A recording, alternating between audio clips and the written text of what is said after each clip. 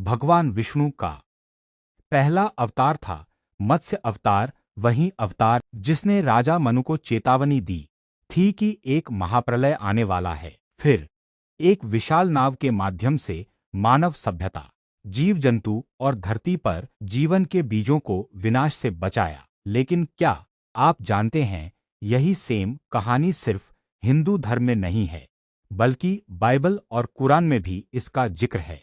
और सिर्फ इतना ही नहीं, प्राचीन मेसोपोटामिया, प्राचीन ग्रीस, प्राचीन चीन, यहाँ तक कि नेटिव अमेरिकन्स के कल्चर में भी इस कहानी की अलग अलग कथाएं मौजूद हैं। तो सवाल यह है, क्या यह सिर्फ एक कोइंसिडेंस है, या सच में कभी पूरी धरती पर ऐसा महाप्रलय आया था जिसके बारे में हर सभ्यता अपने अपने ग्रंथों में लिख कर गई। और आज हम इसी हिस्ट्री को डिकोड करने वाले हैं।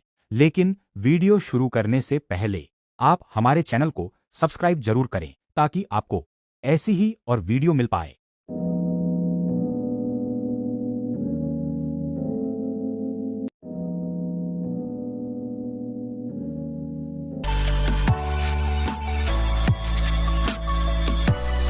तो मत्स्य अवतार की कहानी शुरू होती है शतपथ ब्राह्मण और भगवत पुराण से। राजा मनु, जिसे इस धरती का पहला इंसान माना जाता है, वो नदी में जल अर्पित कर रहे थे।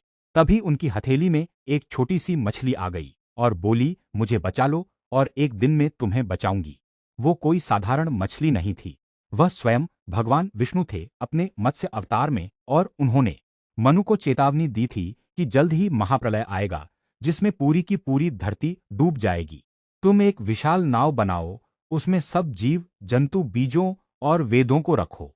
और वही हुआ जैसा उस मछली ने कहा था। एक विशाल प्रलय आया, धरती सचमुच डूब गई और मनु की बनाई नाव तूफान में डूबने ही वाली थी। तभी मत्स्य अवतार ने आकर उस नाव को सुरक्षित हिमालय तक पहुंचाया। लेकिन कहानी यहीं खत्म नहीं होती। क्या पूरी दुनिया यही कहानी कहती है?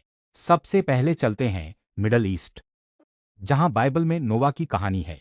गॉड नोवा से कहते हैं, एक आर्क बनाओ क्योंकि 40 दिन 40 रात बारिश होने वाली है और पूरी दुनिया डूब जाएगी। अब इस्लाम की ओर चलते हैं, तो कुरान में भी इस कहानी का थोड़ा जिक्र है।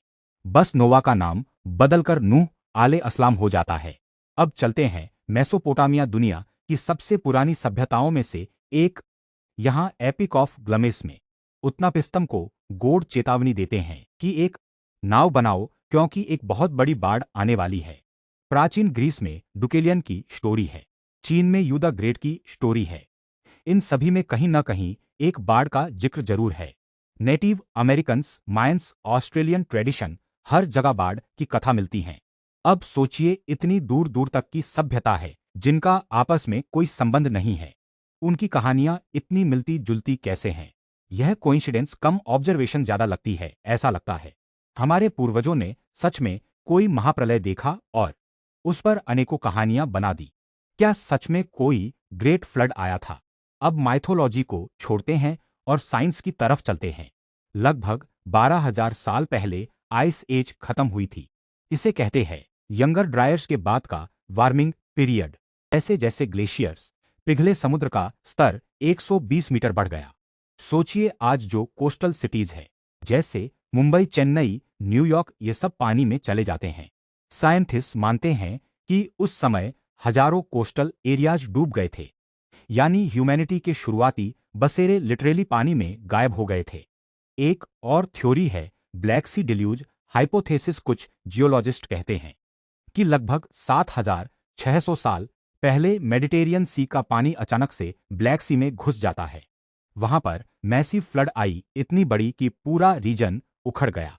यानी साइंस यह नहीं कहती कि नुआ, मनु और नूह अलैहिस्सलाम लिटरली थे, लेकिन साइंस यह जरूर कहता है कि हाँ, एंशिएंट वर्ल्ड में मैसिव फ्लड हुई थी जिसने पूरी की पूरी ह्यूमैनिटी को खतरे में डाल दिया था। इतनी भयानक कि सर्वाइवर्स ने उसे जनरेशंस तक याद रखा था। शायद वही मेमोरीज की कहानियां बन गई। तो क्या मनु, नोआ और नूह अलैहिस्सलाम अलग अलग लोग थे, या एक ही बाढ़ की अलग अलग कहानी थी जिन्हें अलग अलग लोगों ने अपने अपने कल्चर, अपने अपने धर्म का हिसाब से बदलकर हमें परोस दिया? लेकिन मान लो अगर यह सच में मीथ है, तो फिर यही कहानी अलग अलग धर्मों तक पहुंची कैसे? अपनी राय हमें कमेंट सेक्शन में जरूर बताएं।